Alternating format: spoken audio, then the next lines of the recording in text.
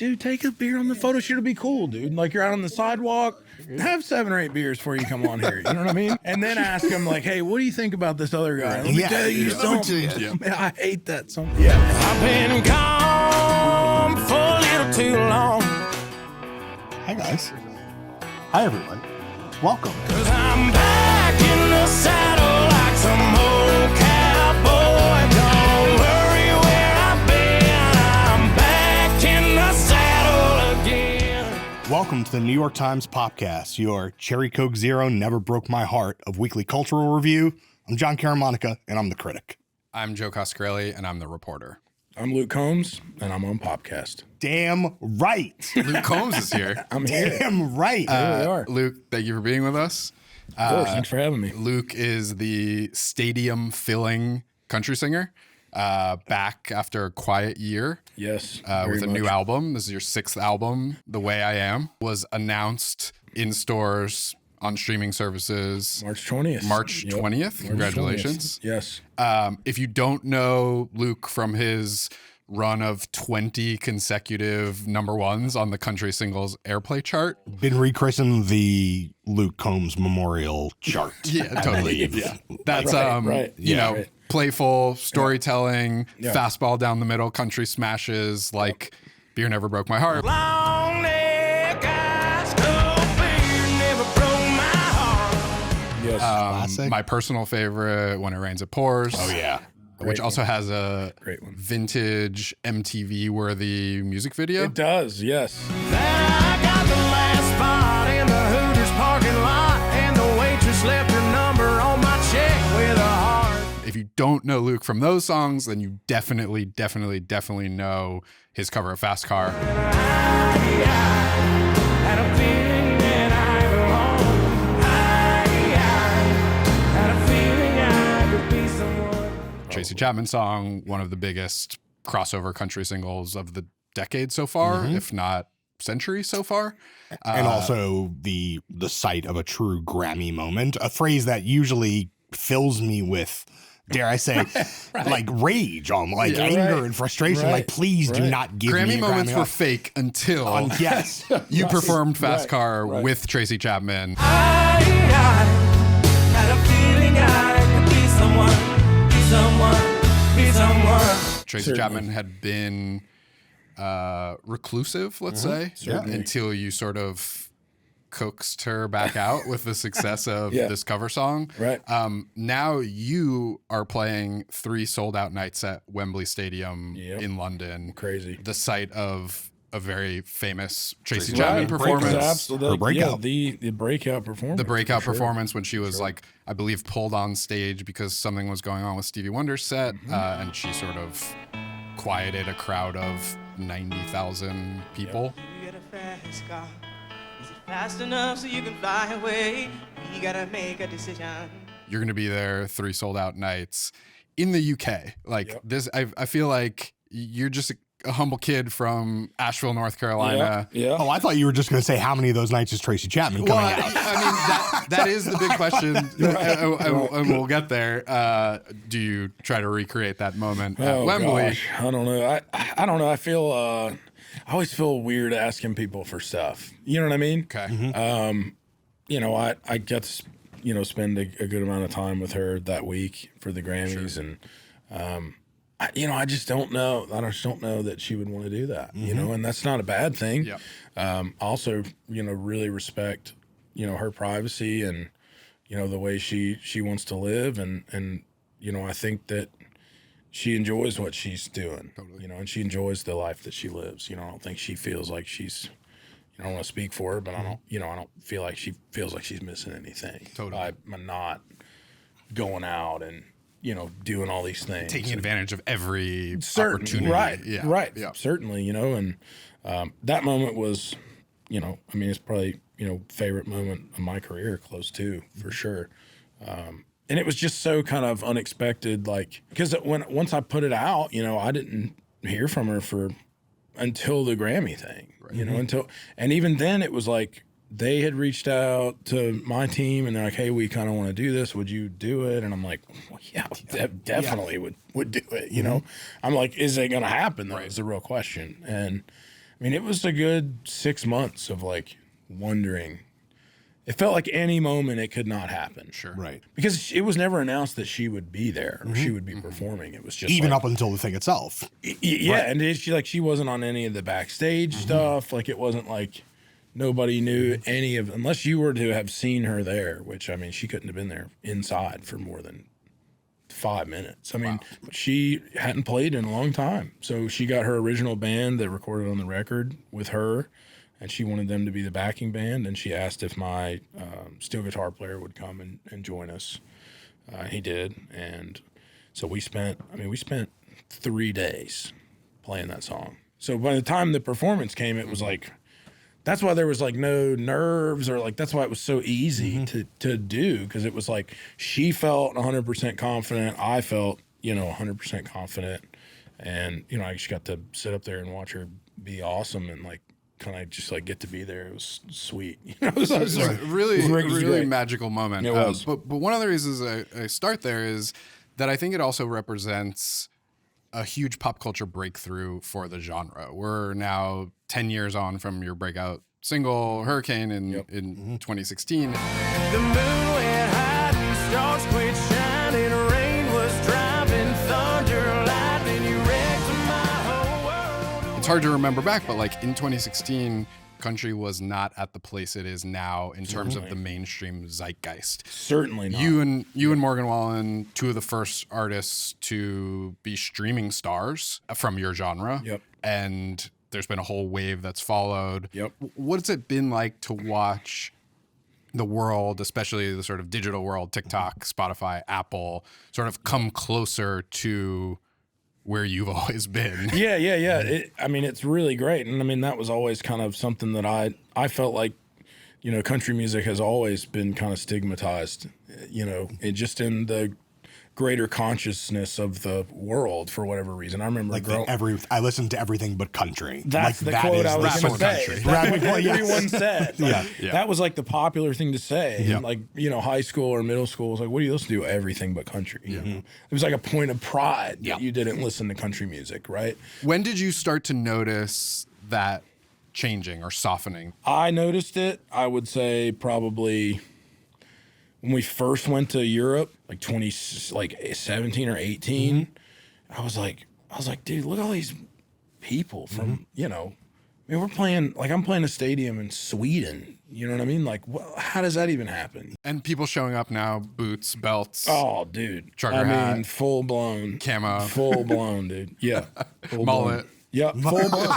True. The mullet is. They love it. It's, Yes. It's everywhere. It's a style, dude. I've appreciated that you've been sort of game to engage in the you and Wallen at the top, sort of like fighting for the belt. Like you seem seem to know that it's good for the genre for two heavyweights to be sort of in dialogue or not with each other, like doing your own thing. Like what's like the sports comp for you? Like what's the comparison? Are you Mahomes and Allen? Like are you? I mean, dude, listen, me and Morgan have been on tour together, and it feels like everybody but us plays that game of like, well, who's got this and who's releasing that and who's doing this and who's doing that.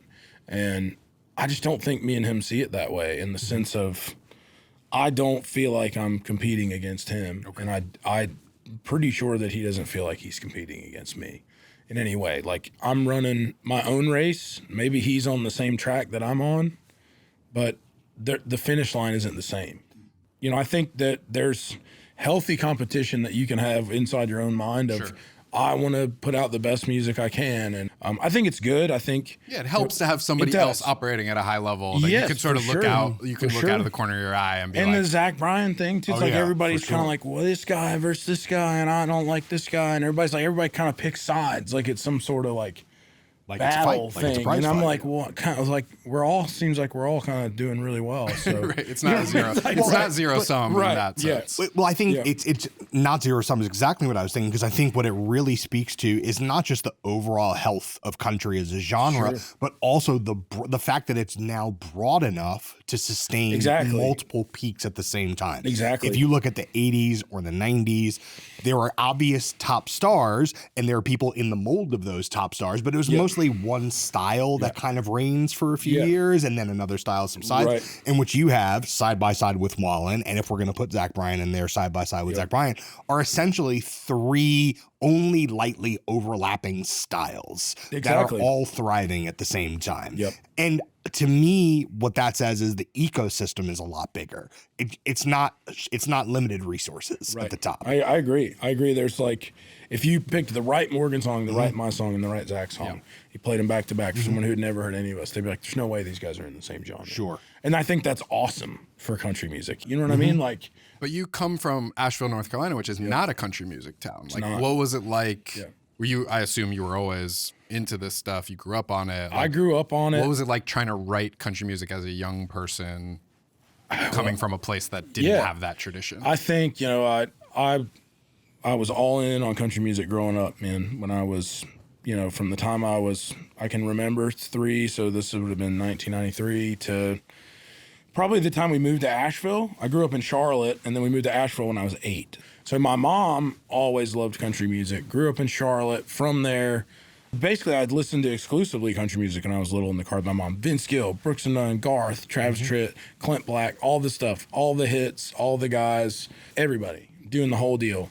And then my dad is from like the Rust Belt in Ohio, like outside of Akron. Like he was always like, didn't listen to country at all. He loves, you know, jam band stuff and jazz and like, you know, world music, and he listens to everything. It's wild. He knows that you're famous as a country musician. He does know that. He has learned that. He does know that. You know, he knows quite now, accepted it yet, he probably knows the words to some of your songs. Yeah, he does. Yeah.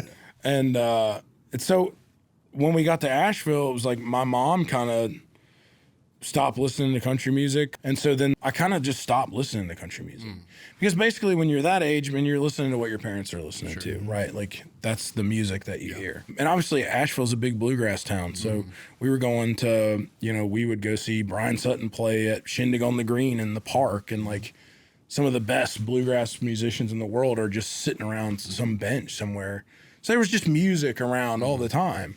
And so I think that was good for me. And then I'm like, okay, Backstreet Boys are sick. You know what I mean? Like I'm like 12 and I'm like, I'm a kid that loves to sing. Didn't even know I loved to sing. I just sang all the time. So I gravitated towards stuff that was really melodic, like Boyz II Men, Backstreet Boys, NSYNC. So those groups like taught me to how to sing and like find my own voice, because they had these great, like big sweeping, catchy melodies. Like, and so then I'm learning those things, and then I'm listening to Television and Nirvana and Dead Kennedys and all the Misfits and like all this other stuff. And then it's like Lil Wayne comes around when I'm in high school, and Glory days. And then I'm listening to like Tupac's greatest hits. Like my dad's buying me all this stuff for Christmas, like, you know, and I'm like listening to all these on my little CD player in my bedroom, and like just taking in as much music as I can while missing out on like the better part of a decade of mainstream country. Music. So what pulled you back in and spurred you to move to Nashville in what, like 2014-ish? So I get to college at Appalachian State in 2008. And I, you know, obviously make a ton of new friends. And it's like, well, we're just around drinking beer at somebody's house, and like, they're popping it on, you know. And I'm kind of in like this defense mode, like, this fucking dude, this shit is cool. You know what I mean? I'm trying to be like, you were the anti-country music guy. But then I'm like, then someone would pop on, a Brooks and Dunn song would pop on or something, and I'm like, dude, now this is what I'm talking about. Of course. This is the good old days. You know what I mean? Like, I'm of like, course. Right, so you had a mission. You were like, I want to bring back the for sure. my I was good like, old this days. is the stuff I fell in love with. This is the stuff that I love. I was Unk. You were yeah, Unk. I was. Dude. You were Unk at 20. I was basically at 20, like a 50-year-old man. Yeah. At 18. Like, damn it, it's changed. Yeah, you know, it shouldn't be this way anymore. You know what I mean? It's not like it used to be. And so then I hear Eric Church.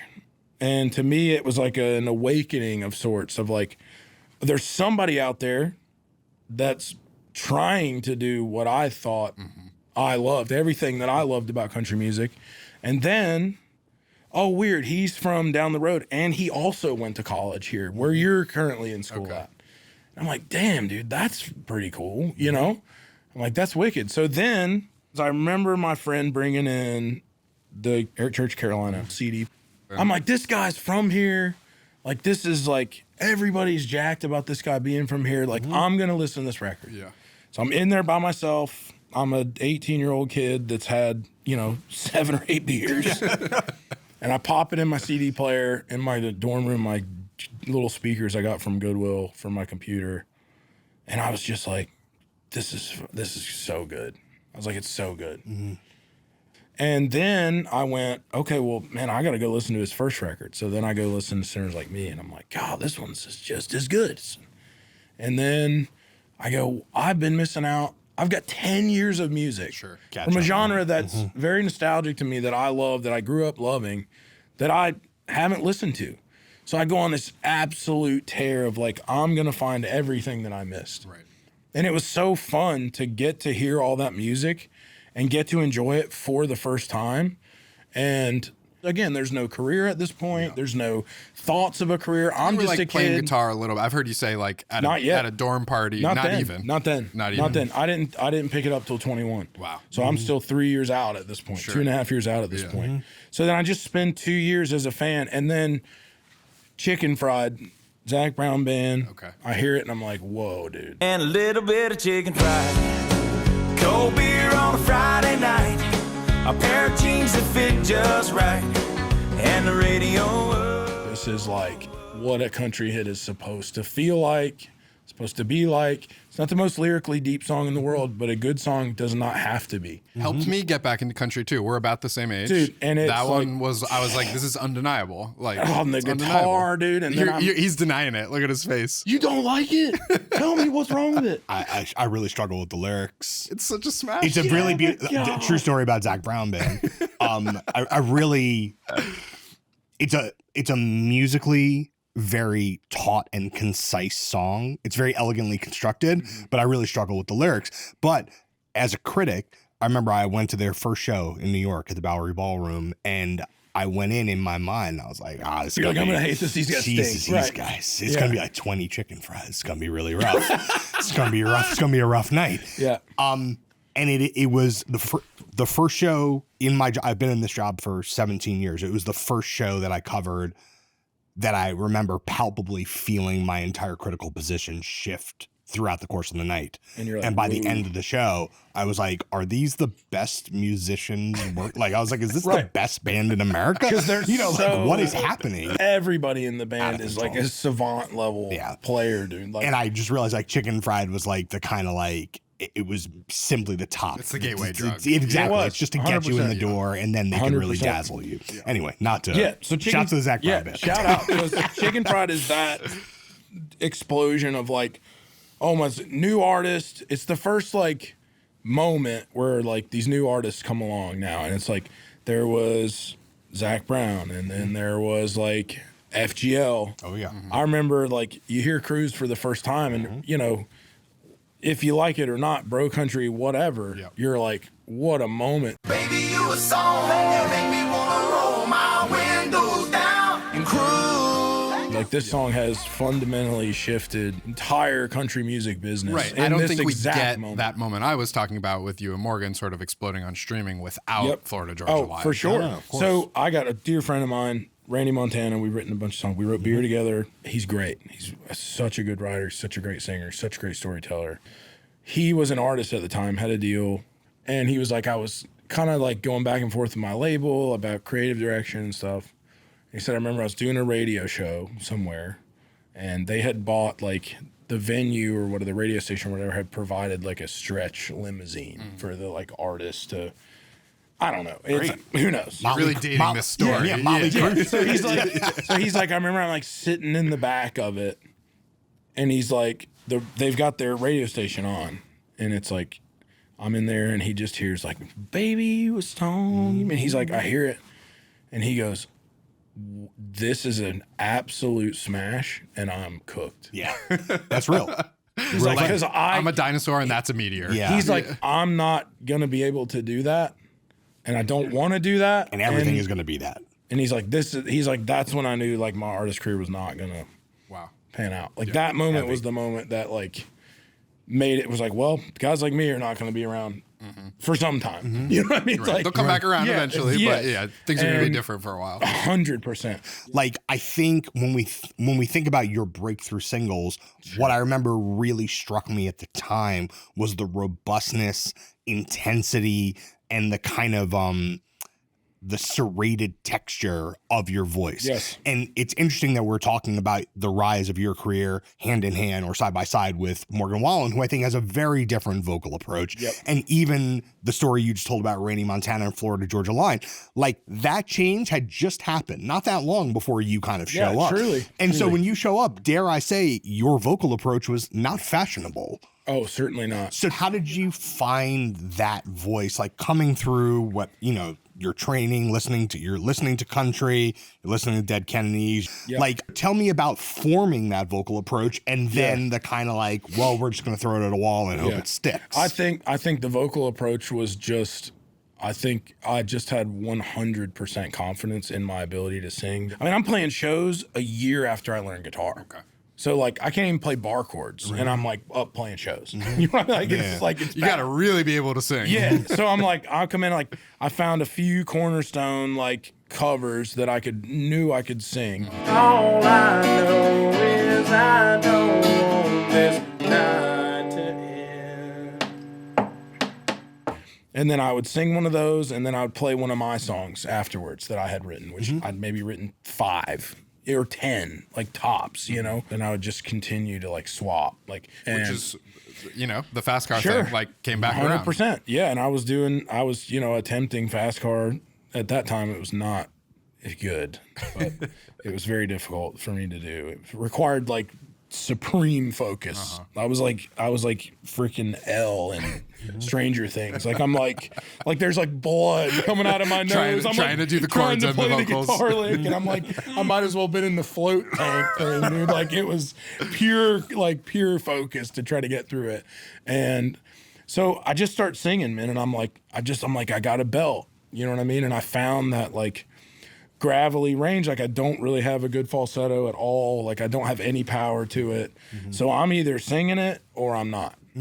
Like I'm going, like if I got it's a howl. Like the howl is the thing. yes, like Yeah. I've got to go there to get where I need to go. And I mean, really, dude, I owe almost all of that success or my ability to break through to Chris Stapleton. He breaks through maybe a year before I get my shot. Sure.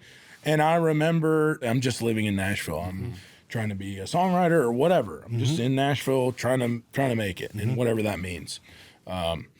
We see the moment, and it was the moment. It wasn't one of these moments you had to be sold on. You just knew. Like you saw it and you were like, wow, this dude's life has just changed. Like the Tennessee Whiskey performance Yeah. specifically? Yeah. Love is warm as a glass of brandy. Because everybody in town knew who Stapleton was. Of course. Been around forever. The world That was his didn't- breakout. Yeah, on it's a like mass I'm scale. listening. I loved Steel Driver stuff. I'm getting like, his publishing company had these CDs of like pitch CDs of his songs, and he was singing them all. I'm like, I'm getting copies of that from people and listening. I'm like, this guy's like a legend. But he was an industry secret. He was an industry secret. Like outside of town, like nobody knows who this guy is. Sure. And he has this big moment. My college roommate, I remember he was in an apartment in Midtown in Nashville. And he's like, this moment happens.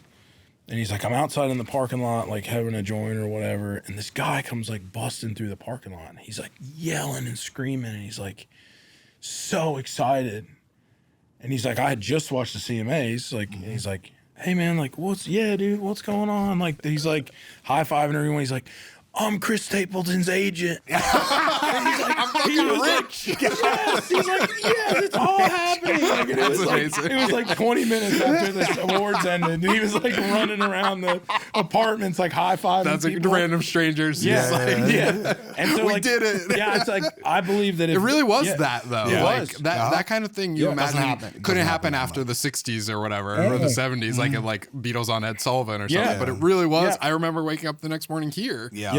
And it was just Like, who is this guy? Yeah. Like, start writing stuff about this guy. Yeah, Yeah, right. literally that. And I mean, I really do think if that doesn't happen, I mean, we're not sitting here today. You know what I mean? I mean, I don't know that my thing happens the same way. Sure. Because it was like, here's a guy that doesn't look like Sam Hunt or FGL guys. Like, he's not this polished, put together, good looking young dude. Shout out Sam Hunt. Very handsome. Shout out. Very handsome. handsome. All Handsome very guy. handsome. Yes. Great songs too. Yeah, great songs. Great songs. Very But a handsome. different mode. Yeah. But yeah, different mode. Like at the time, like that's the build. Like that's the create a character, country star at that moment. You know what I mean? And then Stapleton Chris, widens the lane. he blows it. I mean, he puts like a breaching charge on the door, and the SWAT team comes in after. You know what I mean? Like blows it out, and that gives me an opportunity to be like, okay, well maybe this guy doesn't look the part, but maybe people don't care as much about that anymore or right now. the songs are there. And also perversely, it's these, Nashville, as you have seen, I'm sure up close over and over again, even in the space of your career, goes through these intense cycles of kind of like, oh, we got to bring back the old stuff. Oh, the new. Oh, there's no. We got to try the new stuff. But what if we had the old stuff? Yep. And the Chris Stapleton moment is a great moment where, in the midst of the Florida Georgia line thing, people are kind of like, wouldn't it be great if we had a little traditional stuff coming in here? And then but instead of it replacing the other thing, all of a sudden they're coexisting. And you have two sort of parallel tracks working. Exactly. And it becomes like, it's so hard to like keep up with what's happening. Like as the digital age, like as we get deeper and deeper in the digital age and like people become more and more like attuned with how algorithms work and how things work, like it's new and it's hyper fast. Like it just gets faster and faster and faster and faster and faster. Like my rise is like the fastest rise ever. And then Morgan's rise was even faster, and Zach Bryan's was like even faster. And it's like there will be another Zach Top's even faster. And I feel for these kids that are breaking through that quickly because like it's already such the like people noticing you in public and like that takes a long time to get used to that, man. Yeah, Like, I mean, you've had this sort of more drawn out journey that you've just taken us through, and then now a decade of hits, and you're a vet. But I imagine the lifestyle changes, even though they've taken longer, have been unsettling to you. Like you certainly. especially you come into the game as this everyman, and now you're filling stadiums. Has it been hard to sort of keep your roots in that sense? I think it takes a lot of like conscious effort to maintain the level of groundedness that I try to maintain. Whether I have or not, it's not really up to me. I'd like to believe that I have. I don't know. It's like it takes effort. You know what I mean? Like I could see how it'd be so easy to slip into like this narcissistic, like, so great, and like I'll just be late to whatever I want, and I'm not going to say thank you to anybody at the restaurant or like people that hold the door for me or whatever. It's like everybody just works for me. Get out the fuck out of my way. Like I'm important. I think that it takes one. I'm surrounded by great people, and always have been. I don't want to be surrounded by people that think everything I do is great or think that every idea I have is the right idea. Or everything I want to do is something that they want to do. Like my assistant is my best friend from high school. And so like he doesn't take any shit from me, dude. Like, you know what I mean? Like, and that is good. Like you need that. Like you need people to be like, come on, dude. Like the thing you're complaining about is insane. It's not an real. insane. You sound like a famous person. Right. Like you sound insane complaining about this or being upset about that. And so I try to do that. And my wife is great about that. Obviously my kids are the most humbling thing. You have two little I have kids, two a third little on the way. boys, a third on the way very soon. Congrats. Yeah, thank you. Thank you. So that family, I mean, it's funny out here people they're like, man, well, you ever get to spend any time with your kids, I'm like, dude, I spend more time with my kids than 99% of people on the planet, probably. It's like, if I'm not here doing this, You're there. I am at home. My kids do not go to school. I mean, they're too young to. They will go to school. I'm not go to saying school they're not keeping them they're out of going to go to school. Yeah. But they're 3.5, 2.5, and about to have a baby, dude. And like, I wake up in the morning. Kids everywhere. I cook my kids breakfast before they're awake.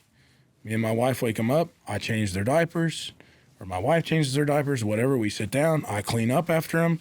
We play, we take rides around the property, we come back, I make them lunch, put them down for their naps, change their diapers. Like, I'm doing that every single day when I'm home. And I mean, I played 20 shows last year. Right. So I'm gone 40 days, maybe 40 days of the entire year, and the rest of the time, unless I'm deer hunting or turkey hunting, I'm home. Right. You have the luxury of being off when you're off. Of being there with them. So like that keeps me grounded. Like there are truly days where I just forget about all of it, dude. Wait, can I sidebar quickly? What's on the wrist? What's on the wrist here? Yeah. You're talking about being a humble man. Yeah, but I he's just calling like out the humble. watch. I know you're a watch guy. Humble King. What do we got? We got a Patek Philippe. What? Give me a reference number. Shout out Mike Nouveau. 5850G, I believe. Okay. Is correct. I know you're a watch guy. That may be wrong. Is this your extravagance? Watches? Yeah. That's your extravagance. How did you arrive at that extravagance? My grandfather got a watch when he left the mill. Got a Rolex when he left the mill. And that was like, he was always like insanely proud of this. It like signified this like a career achievement well spent of like this like thing like he earned like his work is like summed up in this item that he can physically have and wear. And that I never once I got in I was like, oh, I can't wait to get a watch. It was like that was never in the cards for me. I wouldn't think, you know, like I didn't move to Nashville to get super rich or be famous or whatever. It's like those things came with what I wanted to do, and obviously it's wonderful. It's amazing. Like my kids have an amazing life. I'm incredibly thankful for all those things. But it just became like I got my first watch here in New York. I got Pretty Woman. You got nice stuff. Thank you. How much is this? I don't think this would fit you. I was wearing camo gym shorts, so I don't necessarily blame them for doing that. You know? No, you got to show up and see how they treat you. Yeah, You're dressed wealth like a comes regular in many person. forms. Well, and then there's the dance, dude, of like, Can you really thing. do this? But I'm like, I don't know. So I walk in and I'm like, stainless steel Yachtmaster, you got one? And they're like, no. What are you talking about? Not for you. And I'm like, what do you mean? Like, this is the store where you sell that? That's like me walking into the Godiva store and them not having chocolate. Like, what are you talking about? What do you have? And they're like, oh, well, none of these watches, we don't have any of them. I'm like, I find it hard to believe that a company is spending money for this real estate in New York City by the Garden, and there's nothing for sale in there. You're telling me that's a thing. Yeah. Don't buy it 1 second. And this was not in an effort to be like To flex on to them? try to flex on them. But I was just like, I'm bummed because I'm playing Madison Square Garden tonight, and I wanted to like wear it. Like I wanted to have like this is like my first big watch purchase, and it's such a big moment in my. And I was just opening for Aldine there. Sure. And so it wasn't like my show, but I'm like, this felt like a big like pinch me moment. Like, you know, this is my grandfather's watch moment of like, man, I've made it. I'm getting here, and like, well, we may have one. Let's see what we can So we have one that's on hold for a guy. Let me give him a call. That guy. And see if he would be fine. Who definitely is real. Who definitely is real. And he's definitely going to answer the phone. And he's is going to gonna be answer so the phone. generous. Yeah. And then he's going to say, you know what? I don't want that watch I've been waiting 5 years on. Actually. I don't want that. Give it to that guy. He sounds like a cool guy. So are you a repeat customer, or you immediately went You went Patek after that? After that. You forgave I have Rolex it all, or no? dude. I have it all. Okay. All Do right. you, are they commemorative for you, or are you pure collecting now? I would say now I'm collecting. Yeah. There are definitely some milestones. Each of my sons, I bought a watch when each of my sons were born. So you got a new one coming soon. New one coming soon. The new one coming soon. I have to. I don't know what it is yet. You know what I mean? But I don't know. I'm really like, I'm really got into like the vintage stuff. I'm really into, you know, which is kind of like, it's hard because I'm no watch expert. Sure. I'm just like, Are man, you on the forums? You got a guy? Yeah. You got a guy? on the I got a message couple boards? guys. You got a I couple couple guys. guys around. I got a couple guys that have been. So, been but this good to me. thing about this push and pull of staying humble, but also enjoying the spoils. Sure. Like, I thought it was telling that after the Fast Car moment and a couple smash albums in a row, you pull back, you do this quieter project with Fathers and Sons a couple years ago, record it differently, you cut it live, you know, don't really promote it. And then you take this year off. When you're coming back now, I mean, the opening track obviously is very much a I'm back moment. Sure. But are you feeling like I need 5 more smashes on this album? Like, let's go. It's time. Yeah, Like, I really do think that's the goal. the way I am is like you're not hiding your goals here. You're like, Yeah. I'm coming for it. Yeah, I mean, I would love to have all the things with this record. You know, it's an attempt to do the thing and do it right and make hits and have big streaming songs and have big moments and big performances and big awards. Like, that's the thing that we all want, and we haven't done that in a long time. Sure. And that was very intentional. Just Fathers and Sons, like I say, it's like an inherently like selfish project. Truly, like I'm at. But you have to earn the right to do a project Sure, like I'm that. kind of Yeah. like at the height of my career, and I'm like, let's make this acoustic record about being a dad, and everyone's like, fuck. Like everyone on my team's like, yeah, dude, we love it's so great. Dude, we love that. I mean, should definitely make an acoustic. They're like, we don't have that many watches though. Yeah, Like, we need a new dude, watch too. Like, you sure you don't want to like do something big or whatever? And I was like, so I don't know. We did this thing, last year. Shows like, first country headliner at Bonnaroo. Like, we checked all these boxes, but like, I was like, man, I don't want to do the whole like PR game. Look at me, look how great it is. Like, let's go for this, let's go for that. But I think it's like I believe that this record is really good. Can I tell you my favorite quote that I read from you about it? Yeah. It's not going to be nothing weird.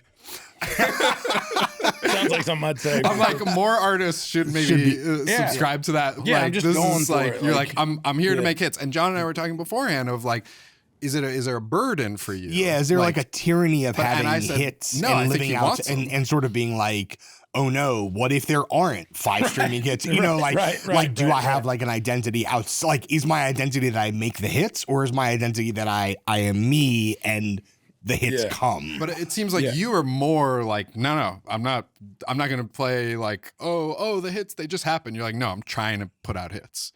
Oh yeah, dude, I would love to put out a bunch of hits. Yeah, That would be so sick. Right. No, I think because, and here's why. It's not like, oh, like I'm gonna be like continue being one of the top guys, or like, it's not that. The hits are like, damn, I love those moments on stage, man. Like a new hit in an arena or in a stadium or at a festival or what, a new hit. Just as good as old hits. So you think Maybe the first better. time you get up there and you play Back in the Saddle.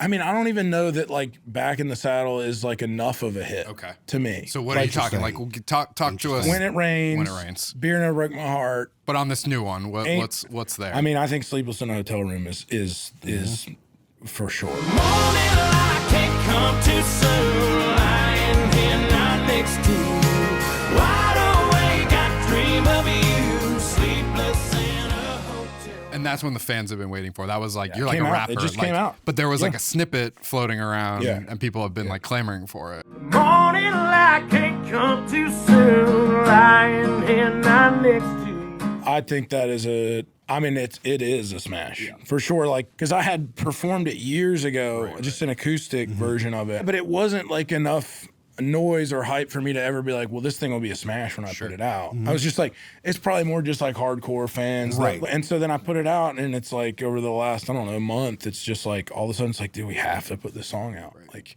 it's gonna be like overplayed on TikTok before it's even been put out. So you know what I mean? Like, I'm partial to Alcohol of Fame.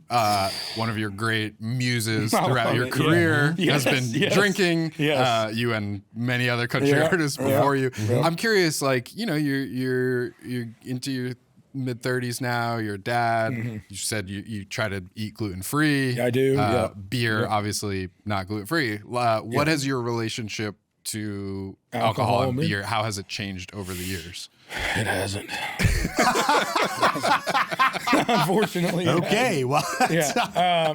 No, I just, man, God, So just people behind the cameras pumping their fists. I call them a stagey. That's what I call like a stage drink, like a Jack and Diet, or just a cold ass beer. So Certain- John's never had a Genuinely drink in his life. I've never had a drink. Look at his face. I literally We're that's changing that, dude. shot. He's taking me out later. I'll change that. Next game, we're getting drunk. All right, but this is a genuine question. Should we have beer available to guests? You definitely may get some Popcast. some sound bites. Yeah, Popcast. That's the real Maybe you Popcast pop after them. dark. I think you pop them in the green room. You do the Beforehand. photo shoot Yeah, thing. then you crack It's like, and they're like, dude, take a beer on the photo shoot. It'll be cool, dude. Like you're out on the pour it in the sidewalk. mug. Pour it in the Drink 2 or 3 of mug. those in the thing. Yeah, what do you think? What do you think? What do you think these are for? Right, it's like have 7 or 8 beers before you come on here. You know what I mean? And then ask Cry to them- some Eric Church. And then ask them like, hey, what do you think about this other guy? Let me Yeah, tell you let me something. tell you. Man, I hate that song. Yeah. But so you're not one of these guys where you're like, it's time to cut back. I'm getting up there. Well, blah blah blah. here's Like the it's thing. like it's your lifestyle. I'm a guy that drinks at very specific times. And when I like You mentioned that you were experimenting with intermittent fasting Yep. earlier. Yes. Like, is it Yes. part of that? yeah, it's like so here's when I drink. So if we have a show, which again, I played 20 shows last year. So it's not like we're playing 100 nights a year. 20 blackouts, you'll be all right. 20. Yeah. So I would say like on average show night, I'm probably having 2 drinks. Okay. 2 mixed drinks throughout. And that's from my first, well, I'm shotgun in the beer. So 3. Because I'm shotgun in the beer. That's Sure. real. Sure. So 2 mixed drinks and a beer, theater. probably every show. Right. And so 20 shows. But like if I'm at deer camp, which can be, it's like a week, I'm having a mixed drink every night when I get out of the stand. Because like all my buddies, like 7 or 8 of us going. It's not like I'm there by myself. you Can't know? hunt and not drink after. Yeah, As far as I understand it. it's part of the thing. You know, it's part of the deal. And like when I'm home with my kids and my wife and stuff, like we don't drink at all. Right. Like I'm not a guy that like I'm going in the fridge every night and getting a beer, having a whiskey. Like that's not my thing. Like I could never give up the like when I want to have a drink. Like, Social drinking. yeah, it's like I'm not a guy that's like, man, it's a long day. I need to pour me a stiff one, you know, like on the couch. Like I could, if I didn't play a show for the whole year and didn't go to deer camp, I probably wouldn't drink at all for the entire year. So it sounds like you're on the bubble for the Alcohol of Fame. You're not a sure. You're Oh, not no, a sure I'm a- bet. dude. You're like. I'm a shoo-in for sure. And, sir, and it wasn't always that way. Right. That's the new. That's the new just you. like You're backed like- off of it. You're as like I'll my ever old be is where stats. I'm You at asked now. me about my current stats. Yeah, it's and my asked me about college my rugby old stats stats. on beers drank. All right. I'm first ballot for sure. Yeah. I wanted to touch on a couple other things before we jump into our lightning round. Yep. You were one of the artists in country that came out during the Black Lives Matter moment Yep. and sort Yep. of spoke out. Yep. You know, you had been called out for past use of Confederate flag imagery, Yep. Yep. immediately apologized, said you Yep. wouldn't do that anymore. Then politics and culture changed and Yep. things moved in a the different right. direction Yeah. to the Sure. point where we Sure. don't really do that anymore. Certainly not in country music in Sure. terms of Sure. call outs and apologies and cultural sensitivities. It's not a moment of that. Right. It's a Right. moment of, if anything, making fun of that. Yep. Sure. Does that Sure. shift in the political culture and the American dialogue Right. make you regret how you approached those issues in the moment? No, I don't think it would make me do anything different, right? Like, it's funny, there's always something in my video. It's like, well, I can't believe you'd like Luke Combs. Well, he's a liberal or whatever it is. It's like, one, I've never said what I am. That's the thing that blows me away the most about it is like, basically 7 or whatever years ago, 5, 6 years ago now, me saying that I was not a racist was then people saying, well, then you must be a liberal. And I'm like, I'm not sure those things really are like to mutual. Like some those people- things to are some like, corners of the that's- internet. Certainly, Yeah. certainly, and I've been accused of a million things, man. Like I would consider myself heavily moderate in everything, and I think so. That's to the point where like I'm not liberal enough for liberals, and I'm not conservative enough for conservatives, right? You know, and I kind of like it that way. Also, kind of like people not really knowing what I have going on politically. Like, why do we all care what everybody else is? Like, why does it signify? Like, I have friends that are liberal. I have tons of friends that are conservative.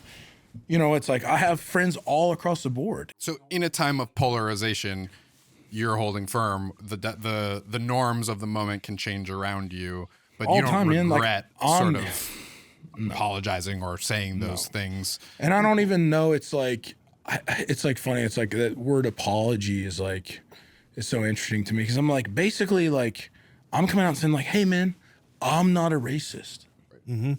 I don't have any problem saying that to anyone. Right, you can say that any day. That's not something that I'm shouldn't- like worried about addressing at any point. But to be fair, there are many people who work in your field who simply will not say even that sentence, Because which is they quite think striking. they might be accused because of. because they don't want to have someone say, "Well, that must be you're you're a a liberal." Yeah, Right. Like, and right. that, and you're in an interesting industry. The reason I'm framing it this way is like you're in one of the only mainstream American industries That leans more conservative. where the norm Right. is to not say I'm not a racist or Right. to not feel disown the pressure Confederate of flag. that. To not Yeah, feel, I don't- you know, but and especially now, like you could be canceled from the right.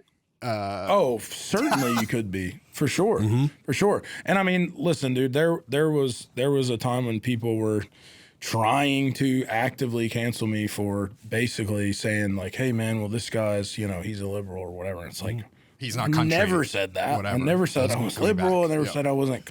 Like, to me, it's just hard. It's not. How is it hard to say you're not like a racist? That's all. It's like. But also that's all I'm saying. But also the fact that you felt comfortable saying that. I remember one thing I was very struck by. I guess this would have been 2021, Right. And you did a panel Yeah. talking about race and country music, and I was like, no one else. Most people are scared to do Most that. people are scared, even if you on were either getting up- side. I could stay silent and say, well, I'm here, so I'm just not going to say anything because I don't want to risk anything. I want people to know that we as a genre care about this issue. And even if you were getting up there and being like, hey, I actually don't know all the answers, but I think it's important that someone talks about it. And I'm not a guy that feels like I need to like push any agenda, right? Like I'm like, I'm a musician. Like no one's calling Donald Trump and asking him how to write a song. Right. No one's calling AOC and saying, well, how do I make my album better? Like why do I'd like we to hear care that what album, like why do we care what Chris Stapleton thinks about or whatever it is about You don't have deep politics or, thoughts like, on Venezuela, for instance. No, I do not. It's like I just wonder. It's like geopolitics. Like, come on, dude. That wasn't I have big in idea. Appalachian State? Well, it might have been for some folks. It certainly was not for me. Yeah. But there was something in that moment that made you think, hey, I should get on this Well, panel and talk I don't know, about man, it. Like, like- what was going through your mind at that time that made you think someone's got to step up? Maybe it should be me to just start talking Sure. about this I mean, topic. that was presented to me, and I can't say I was jumped at the opportunity to be on there. It made me incredibly uncomfortable. You know, it's a hard thing to get on here and talk and have these tough conversations because you're nervous as an artist because you sit down and you say, well, what am I going to say? Am I going to say the wrong thing? Am I going to do this? And you're just like, hey, man, like, I'm not on here to, like, change anybody's mind or change what country music is or tell anybody who they should vote for, how they should live their lives. But I'm also not afraid to go out and say, hey, man, like, country music is a place where I feel like anyone should be able to come and enjoy the music. Right. Okay. Regardless And feel of, welcome. it's like everyone's trying to fit you in this box, and like they want you to be like it needs to either be this or this. Yeah. There's no like middle ground, gray area. Like, you know what I mean? Like there's no headlines, there's no clickbait in being a moderate. Right. You know what I mean? There's there's no story there, dude. Yeah. Like this incredibly loud minority of people that are on the extreme of either side are the things that folks in the media feel like always are focusing on. And in fact, a lot of people are out living their lives. I go to the poll and I vote on election day, and to me, like that's as much as I can do. Yeah. Like I didn't set out to be a political activist. Like I want to come sing country music. People come to my shows. I want them to feel welcome. I want them to have a good time. We came here to forget all the bullshit that's going on everywhere else. Like I feel like we just need more spaces, man, where we can all be people and just be like, we're all different, man. Like that's the beauty of the world. Like obviously there are things that are not okay. Sure. To me, like being inherently, like being a racist is not There's a okay. line. That's not something that I'm, that I'm in support of. Do Obviously. you find it as a fan, because I assume you're still a fan and a close listener, Yeah. do you find that when you're listening to people who you know, because you know their politics or they're maybe more vocal about their politics, you know your politics you don't agree with I do. their politics, but can you still do you find that you can embrace them artistically, or do you find that it puts a wall up? I think even though there's plenty of artists, who are very political, who I'm a fan of musically speaking, but once it's coming through my speakers, I'm over it, dude. You can talk all you want on your Twitter or your Instagram or whatever. That's something I choose to look at. But once it bleeds over into once it's coming through my speakers and I feel like I'm being told how to think or told what to do. Like in the music itself. Yeah, in the you're saying. music I Does see that what go you're saying. historically too? Like you don't like protest music? I mean, I guess things that maybe I wasn't around for aren't as necessarily offensive to me. Sure. And just the point where I feel like it's not even that people shouldn't be doing that. I'm glad that people have the ability to go and sing not about for whatever you. they want about. But I feel like we're so inundated with it in today's culture, in today's society, that it becomes like you almost like I can't open my phone without seeing somebody arguing about something, dude, whether it's this or that. And it's like, music is my place to escape all this. You're happy to just be an entertainer. Yes, for sure.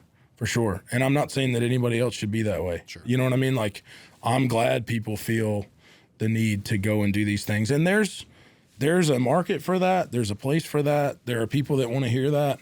I'm not one of them, and I'm not ever going to be one of them. Although it's funny because I have always viewed Fast Car as like a quasi protest song. Certainly. And so it's interesting to hear you talk about that when to me, Fast Car itself is something of a protest song.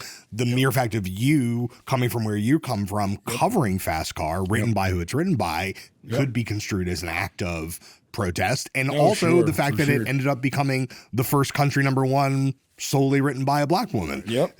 Which is quite wild after 50 that's or awesome. 60 years.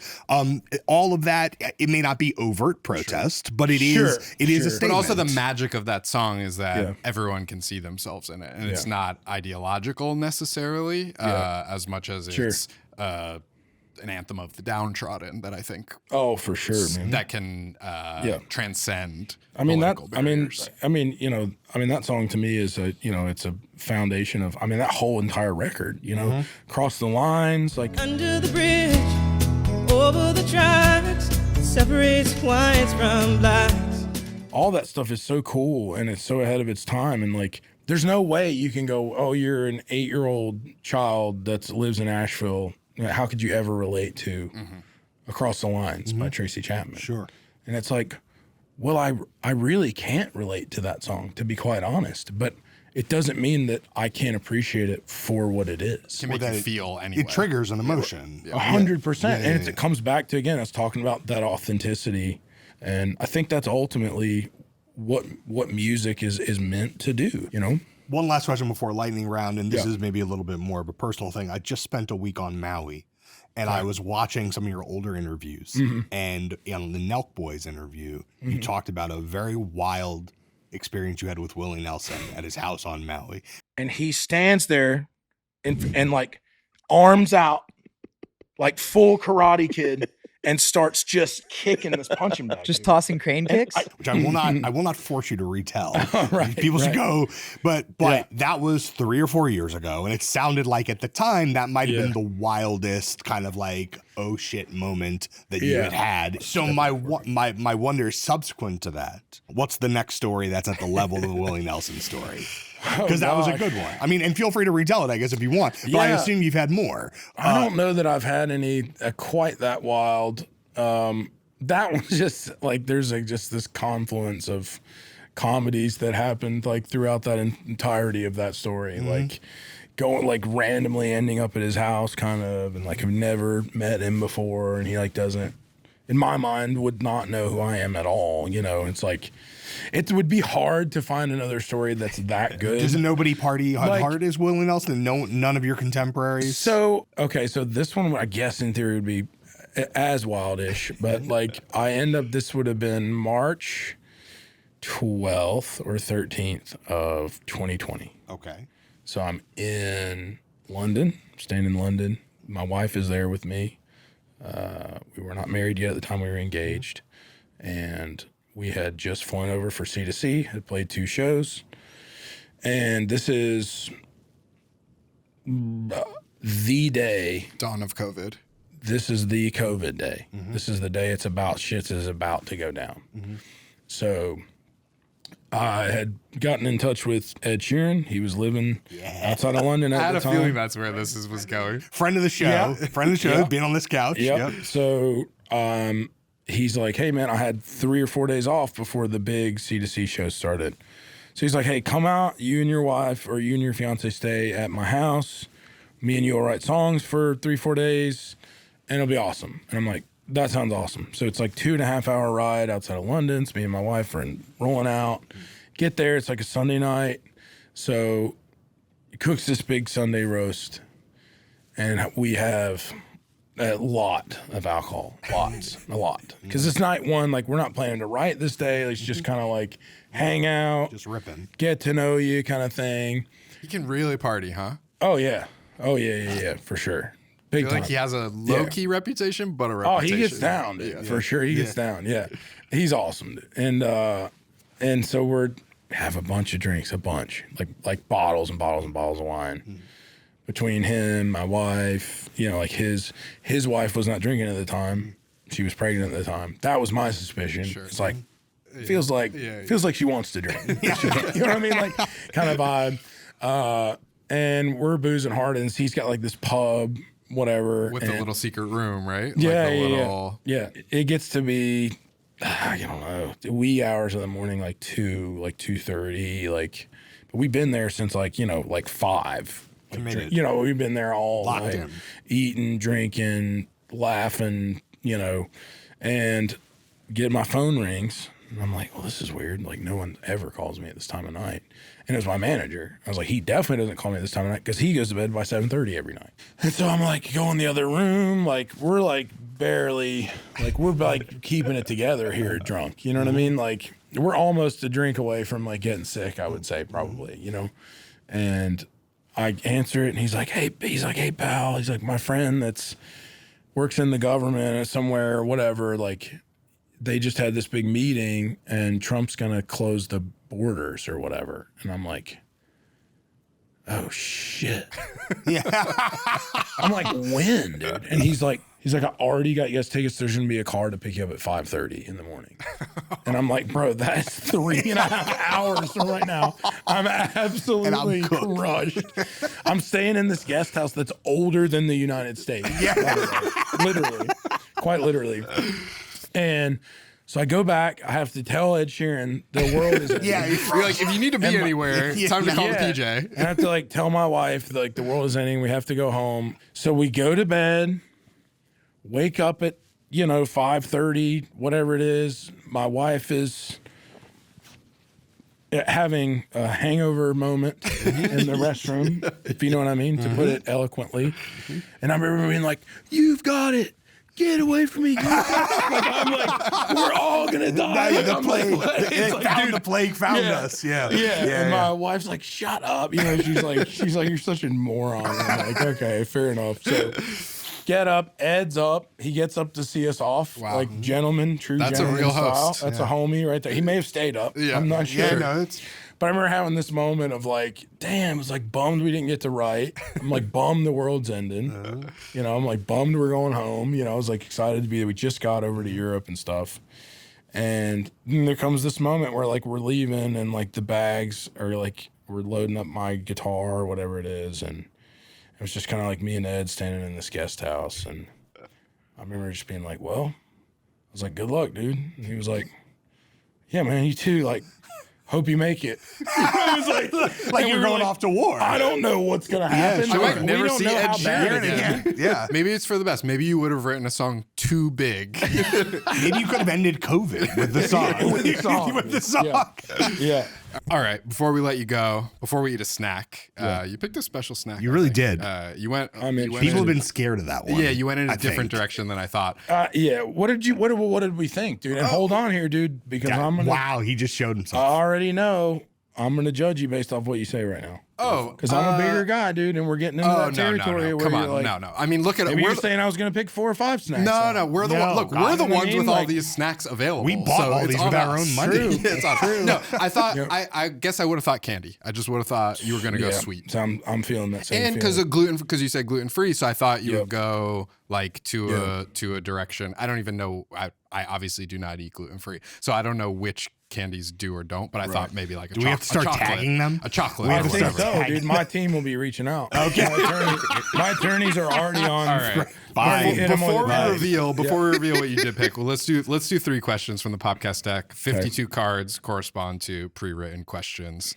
So you pull a card and we'll Any card. Pick a we'll hit card. you with Any the- card. I feel like you're kind of hiding these guys up under here, so I'm going to get one of these guys right here. I wish we were smart enough to hide cards. What do you got? 4 spades. Okay, this is good. We touched on this a little bit. Okay. But what self-doubt did you face on the way to stardom? Definitely my appearance. Yeah. It was definitely the thing that was like, it was like, man, it's like, am I really like not going to get a shot because I'm just like a bigger dude or whatever? There's a lot of self-doubt in that department. You know what I mean? Like I knew I was, I knew I could like perform like as good as anybody I felt like and put on a good show and, write songs that I felt like people would enjoy. And I was just like, that was one of my biggest fears is like, man, maybe I like don't get a shot just because of the way I look. You know what I mean? And like that was like a hard pill to swallow because you can't really change the way you look. Well, was You know what there I mean? Like, was there a conversation of like, we're gonna get you a trainer, we're gonna trim the beard, we're gonna blah blah No. blah? Like, did No. anyone ever try to, No. or did Nope. you ever wake up and think like, I have to look like Sam Hunt? bro, every day. I think that every day still. I'm like every day. I'm like, bro, like Tomorrow's the I day. gotta, like tomorrow's the day, dude. You know what I mean? Like, no, I do the fasting thing and the gluten-free thing, and it's like And those are, in your mind, health things or appearance things or both? those are the gluten-free thing started for mental health stuff. I have a really rare form of O.C.D. that I have struggled with quite a bit for basically my whole entire life. Call it pure O. Can you tell people Pure who don't know what that it's is? basically like that just means like your compulsions are strictly mental. So there's no outward compulsions. Like when you think of, people that don't know what OCD is, they think about like, oh, the light's not straight. So I got to like straighten the light out. And like, that's kind of what OCD is really like. It's kind of like that, but it's not really even like that. It's a wide I would say. umbrella. Yes, but your like the version way is- of overcoming it is all the same, right? And so all of my compulsions are like mental. Intrusive thoughts and such. Yes, the compulsions are like trying to solve an unsolvable question, basically. Yes, correct. Yes, and so that's where the gluten-free stuff came from, because I was trying to get to the bottom of like why am I having this? Like, obviously, there's some genetic things that can't be overcome, right? And dealing with it is a big part of and I'm very good at dealing with it, and now, after years and years of struggling with it. But the gluten-free thing is to basically bring down the frequency of how often I have to deal with it.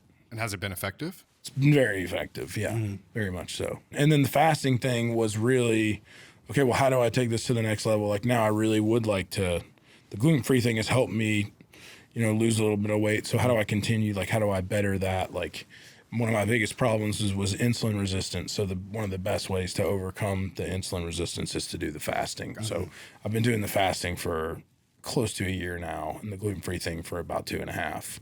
Obviously, I still have some drinks and stuff, so it's not super, super strict. But I just try to avoid it anytime I can. And has that commensurately brought down whatever anxiety you might have felt about appearance? Or you said you still kind of look, still kind of think about it. I have always struggled with my weight. It bugs me a lot that I can't figure it out. Obviously, there's going to be people that watch this and go, "God, this liberal can't even lose weight." You know what I mean?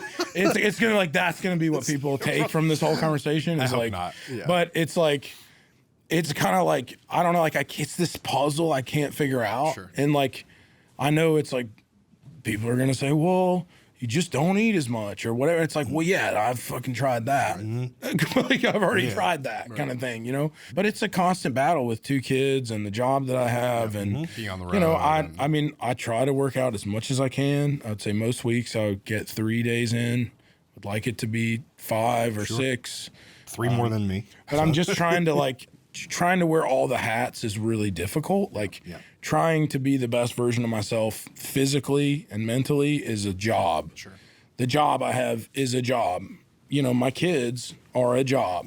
And so it's like doing all that stuff and trying to fit in, you know, trying to do the sauna and the cold plunge and working out 5 days a week. And it's like I'm trying to do it. And it's like, it's hard. It's hard to It's juggle really everything. hard. And it's like, I don't want my life to be this life of like ease and like everything's easy. Like I like when stuff's hard. Like I So does that mean you're sort of avoiding the new medical technology for I would weight say loss so, and as stuff? dumb as that sounds. That stuff scares me more than I think I would enjoy the benefits. You want of. to do it the hard way.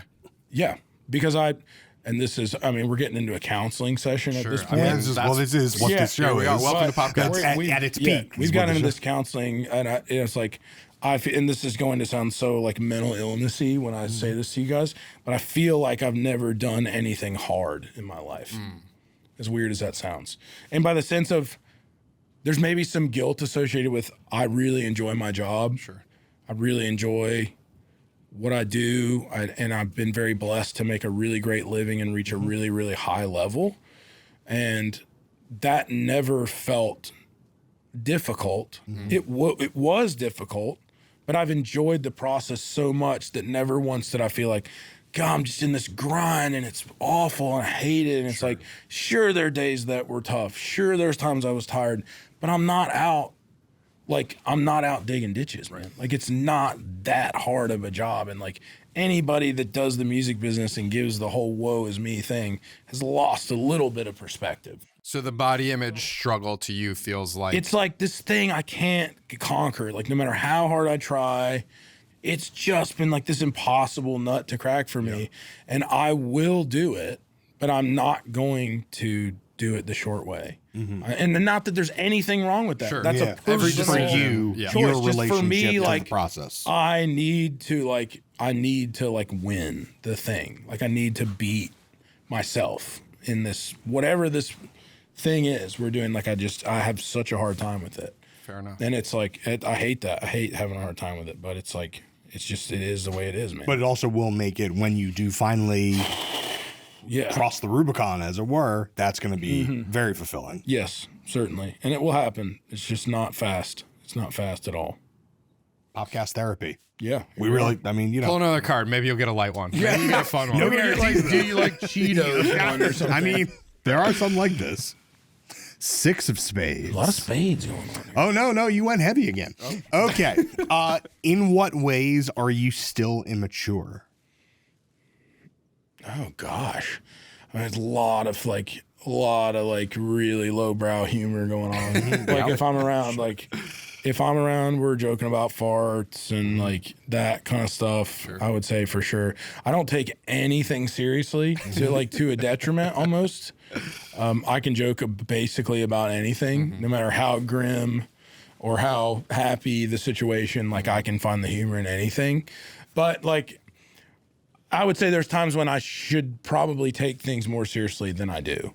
And I think it's sometimes a defense mechanism for me. But I think at times that's like, maybe it makes my team feel like I don't care as much as they do. Or I don't, which I do. I do care as much as they do. But I feel like at times it can be like, they're all really serious about this thing and I'm making light. You know, or dropping jokes at times maybe that they're like, well, no, I really would how, you know, like, they're doing all this work and all these things. Like, they work infinitely harder than I work, you know, and I'm incredibly thankful for that. But my go-to thing is I'm always joking. Still the class clown. Still the class clown. A.C. Reynolds High School, class of 08, funniest guy. In the yearbook, for real? Superlative? Superlative. You have a future maybe as a comedy podcaster? Well, it's like when they come out and been on all of them. That's what I'm saying. Like, when you get on a Theo or one of those, do you feel like you're ready to go bar for bar? No. Okay. Those guys are way funnier than me. You're just going to make a fart joke. Yeah, 100%. I'm all just lowbrow, like, situational humor. Like, I'm not as quick as those guys by any means. All right, pull one more card and we'll eat a snack. Okay. 6 of clubs. Okay. I mean, not a heavy one, but a poignant one. Okay. Are you still in touch with your first love? Oh, no. Okay. Well, okay. And that's our show. Oh, no, definitely. No. Okay. Not at all. Nope. Not at all. Has she reached out to you? No. Okay. No idea where in the world even. Great. Oh, so you don't even know if she knows. No, I have no idea. There's no telling. She's to heard be the honest. songs. When she heard about my newfound luck on that FM dial. She's like, I wonder if that's the same guy. Yeah, Probably not. It's probably not. Probably not the same guy. Some other guy. Some other guy. That guy was a total loser. Definitely wasn't the same guy. Yeah. All right. We're at our snack portion. We are. Every episode of Popcast ends with a snack test. We rank out of 10.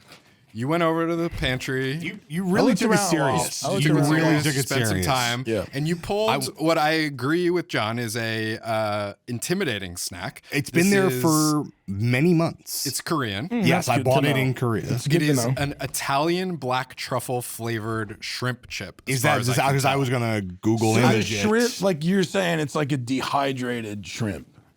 Wait, can you hold Or it is up a again? chip? I want to. Is it a chip It is. that's I flavored? think it's a shrimp chip with black truffle on top. Italian flavor. Like I think shrimp chip Italian is like black okay. Shrimp chip truffle is shrimp. like the baseline. Like it's a tortilla chip, and then the flavor is Italian truffle. Shrimp chip is the basis. Can I just tell you what I'm guessing. This is what the AI says. This is what the AI says. Nong Shim shrimp cracker black, a popular Korean snack with a black truffle flavor. It is the representative snack from this company. The black version was released for its 50th anniversary. So these are anniversary Kind of like the chips. watches. Rare. Yeah, You know yeah. what I This mean? is This is like an exclusive. this isn't. This is the yeah. Patek 5950 Yes. of snacks. All right. I mean, obviously, a truffle flavored shrimp chip, very fragrant. Yeah. These are like little interesting. cracker They're like looking. they're little buddies. They're like the shape of salmon skin chip. Bro, these smell like cat food. Dude. Like, come on, dude. You said fragrant. You were picked not it. lying, You dude. picked it. Shrimp and Bro, truffle that together. smells like something. Are you a give your truffle dog, guy? dude. I like do you truffle. Yeah. ball I out like with tr- the- I like with tr- the I like truffle? Truffles and Pateks, huh? There's Give those a rip, man. That is a strong flavor, dude. A strong smell there. Oh, there are certain smells that go so sharp right up. Yeah. You know what I Like mean? a Like wasabi, like a they wasabi just shoot. shoot Yeah. right. Okay. Bro, this is out of control. Dude, I'm doesn't- going in. This it is the doesn't bagel, taste dude. as hard. Did you as taste it it? smells? Oh yeah, I You tasted it without us? Sorry, I couldn't What? wait. I couldn't wait. Oh my All right, god. you ready to go? It's very Cheers. truffle forward. It's more truffly than it is shrimpy. Very Oh, truffle. I gotta agree. The smell is way Yeah, worse. The smell way is more way more intense intense than the flavor. The flavor is quite mild.